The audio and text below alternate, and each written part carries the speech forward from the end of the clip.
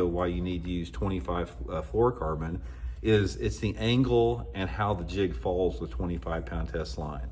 Now guys, this is the line that I use right here for all my flipping and pitching, and I'll link this in my Tackle Warehouse link. This is the Seaguar Invis-X 25-pound test.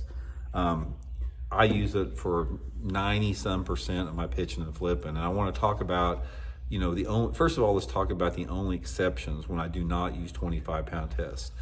The only time that I'm pitching and flipping that I do not use 25-pound test is if I'm flipping and pitching a very small bait. Like, say for example, like a little 4-inch ringworm, or maybe a trick worm, something like that. Something that's very light and diminutive.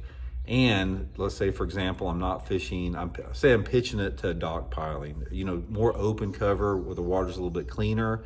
That's the only exception. But anytime that I'm fishing a jig, with the exception of a finesse jig, I do fish a finesse jig on lighter line, but anytime I'm fishing a full-size jig like my Block It Throwback jig here, or a creature bait, or a plastic worm, or a tube, anything that is like over 3 or 4 inches long, that's bulky, that has a sinker on there of like over 1/8 of an ounce, I'm using 25-pound test. And I use 25-pound test on my jigs all the time. It's like, with the exception of the finesse jig, but when I'm flipping and pitching a full-size jig, I don't care if the water visibility is 10-foot clarity, I don't care what it is, I'm using the 25-pound test.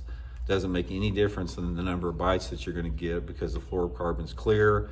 But the main reason that I use the 25-pound test on the larger baits is sort of like it's the horizontal fall that the bait gets. It's like when you're fishing lighter line, the lighter the line you're fishing, the tendency the bait has to go more straight vertical.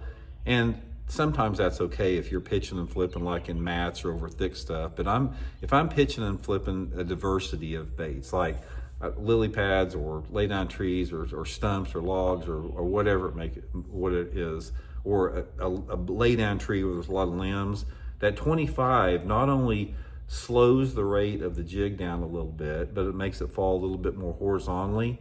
And the subtleness of that, just the slight delay in the fall of the jig and the angle of the jig, makes a huge difference in the number of bites you get.